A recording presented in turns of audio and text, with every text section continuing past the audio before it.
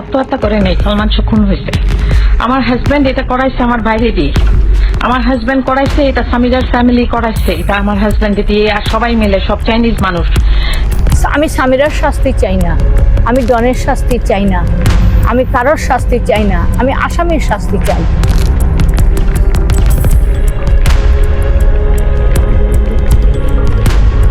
দীর্ঘ প্রায় 3 দশক পেরিয়ে গেল 90-এর দশকের বাংলা চলচ্চিত্রের অবিসংবাদিত যুবরাজ ও কোটি তরুণ তরুণীর স্বপ্নের আইকন অমর সালমান শাহের রহস্যময় ও অকাল বিদায়ের পেছনের কালো পর্দা আজও যেন পুরোপুরি উন্মোচিত হয়নি, বরং সময়ের ঘড়ির কাঁটা যত সামনের দিকে এগোচ্ছে ততই যেন কেঁচু খুঁড়তে গিয়ে সাপ বেরিয়ে আসার মতো একের পর এক চাঞ্চল্যকর, শ্বাসরুদ্ধকর ও লোমহর্ষক সব তথ্য মানুষের সামনে উন্মোচিত হচ্ছে। একদিকে প্রয়াত এই কিংবদন্তি মেগাস্টারের সাবেক স্ত্রী সামিরা হক বারবার গণমাধ্যমের কাছে এসে অত্যন্ত সুকৌশলে দাবি করে আসছেন যে সালমান শাহ নাকি জন্মগতভাবেই মানসিকভাবে চরম বিপর্যস্ত ছিলেন এবং তার মধ্যে নাকি আগে থেকে অস্বাভাবিক পরিণতির পথ বেছে নেয়ার এক ধরনের ভয়ঙ্কর প্রবণতা কাজ করছিল। সামিরার ভাষ্যমতে সালমান শাহ নাকি বিয়ের আগেও 3 বার এমন ভয়াবহ চেষ্টা করেছিলেন এবং সামিরা তাকে বিয়ে করতে রাজি না হয় ইমোশনাল ব্ল্যাকমেইল করে চিরবিদায়ের ভয় দেখিয়েছিলেন।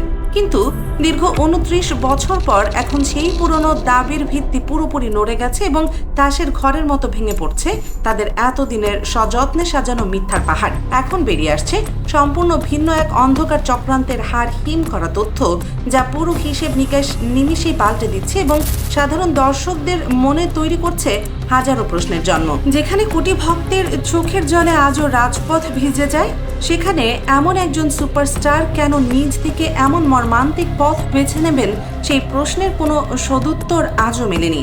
বরং এই দীর্ঘ 29 বছরের প্রতিটি ক্ষণ, প্রতিটি মুহূর্ত সালমান ভক্তদের কাছে এক নিদারুণ যন্ত্রণার কাল হয়ে দাঁড়িয়েছে। নতুনভাবে ওঠা অভিযোগ অনুযায়ী সালমান কখনোই সামিরার জন্য পাগল ছিলেন না, বরং তাকে মানসিকভাবে কাবু করতে এবং পরিবারের অমতে বিয়ে করতে বাধ্য করতে এক গভীর ও অন্ধকার চক্রান্তের আশ্রয় নিয়েছিলেন সামিরার মা লতিফা হক লুসি। এই চাঞ্চল্যকর মামলার অন্যতম পলাতক আসামি এবং সামিরার একসময়ের অত্যন্ত ঘনিষ্ঠ বান্ধবী রুবির একটি ফাঁস হওয়া ভাইরাল ভিডিও বার্তা থেকে জানা যায়, লুসি বিউটি পার্লারের মাধ্যমেই সালমানের খালার সাথে তাদের প্রথম পরিচয় হয়।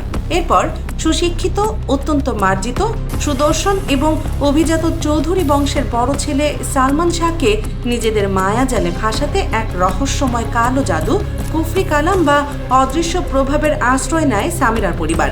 রুবির সেই বিস্ফোরক দাবি অনুযায়ী এক বিশেষ দরবেশ বা কবিরাজের মাধ্যমে সালমান শাহকে মানসিকভাবে পুরোপুরি নিয়ন্ত্রণ করা হতো। সামিরাও তার পরিবারের দিকে ওঠা এই কুফরি কালাম এবং তাবিজ কবজের চাঞ্চল্যকর অভিযোগগুলো যদি সত্যিই প্রমাণিত হয়, তবে এটি হবে বাংলাদেশের বিনোদন জগতের ইতিহাসের সবচেয়ে কলঙ্কজনক এবং নিকৃষ্টতম অধ্যায়। একজন জলজান্ত সুপারস্টারকে কিভাবে দিনের পর দিন স্লো পয়জনিং এর মতো মানসিক নির্যাতনের শিকার হতে হয়েছিল তা ভাবলেও আজ গা শিউরে ওঠে।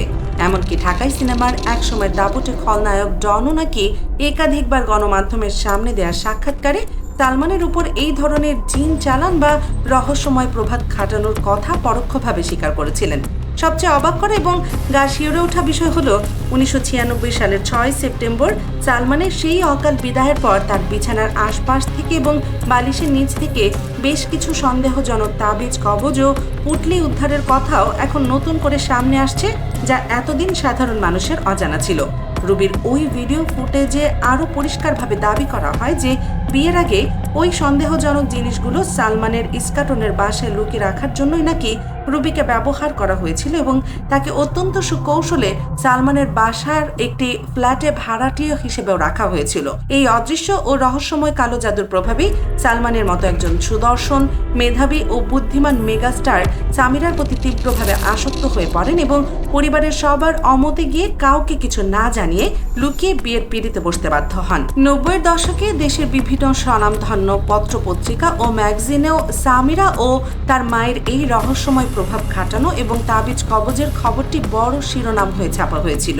তাই চ্যানেল 24-এর পর্দায় দেয়া এক সাক্ষাৎকারে সামিরা যখন সেই অস্বাভাবিক পরিণতির দাবিটি অত্যন্ত আত্মবিশ্বাসের সাথে করেন এবং বলেন যে মেট্রোপলিটন হাসপাতালে সালমানের পুরনো রেকর্ড রয়েছে, তখন সেটি কোটি কোটি সাধারণ ভক্তদের কাছে সম্পূর্ণ বানোয়াট উদ্দেশ্য প্রণোদিত এবং হাস্যকর একটি গল্প ছাড়া আর কিছুই মনে হয় না। মানুষের মনে একটাই প্রশ্ন, সালমান শাহের মতো এমন একজন সফল, তুমুল জনপ্রিয় ফ্যাশন আইকন এবং হাসি মুখে একজন মানুষ কেন বারবার এমন পথ বেছে নেবেন, যিনি নিজের স্টাইল দিয়ে পুরো দেশের তরুণ সমাজকে একাই বদলে দিয়েছিলেন, যার হাসিতে লাখো তরুণের ঘুম হারাম হতো, তিনি কেন জীবনের প্রতি এত বীতশ্রদ্ধ হবেন? অন্যদিকে পিবিআইয়ের সাবেক এক বিতর্কিত কর্মকর্তা বনোজ কুমার মজুমদারের নেতৃত্বে দেওয়া চূড়ান্ত তদন্ত প্রতিবেদনে সালমানের এই মর্মান্তিক বিদায়কে সাধারণ একটি অপমৃত্যু বলে চালিয়ে দেওয়ার যে নির্লজ্জ অপচেষ্টা করা হয়েছিল তা আজ পুরোপুরি প্রশ্নবিদ্ধ। সালমানের গর্ভধারিণী মা নীলা চৌধুরী প্রথম দিন থেকে বুক ফাটা আর্তনাদ দিয়ে একে একটি সুপরিকল্পিত ঠান্ডা মাথার মাস্টার প্ল্যান বলে দাবি করে আসছেন। একজন মা দীর্ঘ 29 বছর ধরে তার নারী ছেঁড়া ধন হারানোর বিচার চেয়ে প্রশাসনের দ্বারে দ্বারে ঘুরেছেন। অবশেষে দীর্ঘ অপেক্ষার এই আইনি লড়াইয়ের এক বিশাল ও ঐতিহাসিক মোড়ে এসেছে। বিশেষ করে রুবির সেই বিস্ফোরক জবানবন্দি এই মামলার মোড়কে এমন এক জায়গায় নিয়ে দাঁড় করিয়েছে যেখান থেকে অপরাধীদের আর পালানোর কোনো পথ খোলা নেই।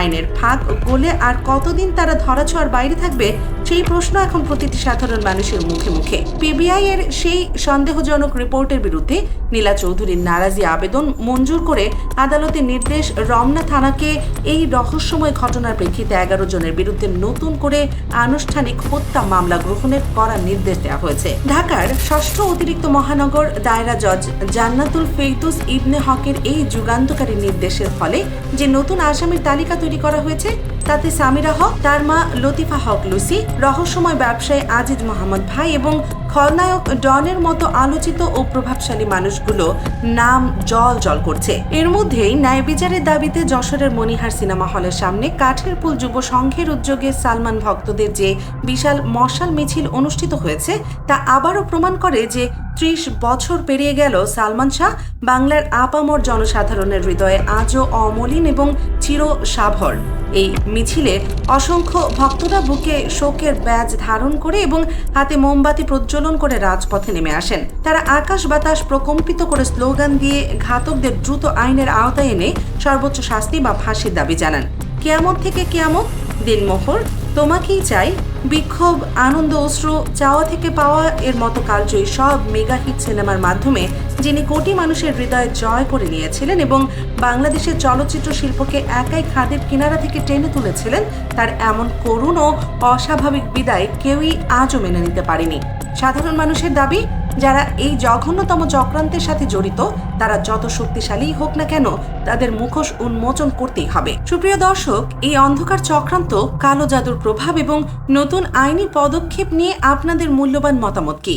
দীর্ঘ 29 বছরের জমাট বাঁধা বরফ কি এবার গলতে শুরু করেছে? এই প্রভাবশালী চক্রের কি এবার সত্যি পতন হবে নাকি অপরাধীরা তাদের যোগ্য শাস্তি পাবে? আপনি কি চান অপরাধীদের দ্রুত সর্বোচ্চ শাস্তি হোক? আপনাদের মূল্যবান ও সুচিন্তিত মতামত অবশ্যই নিচে কমেন্ট বক্সে লিখে জানাবেন। বিনোদন জগতের এমন সব অজানা রহস্য এবং এক্সক্লুসিভ খবরের আপডেট সবার আগে পেতে ভিডিওটি একটি লাইক দিন এবং বন্ধুদের সাথে প্রচুর পরিমাণে শেয়ার করুন এবং দেশ নিউজ 24 চ্যানেলটি এখনই সাবস্ক্রাইব করে বেল আইকনটি বাজিয়ে রাখুন। সত্যের পক্ষে এবং ন্যায়ের পথে সবসময় আমাদের সাথে থাকুন।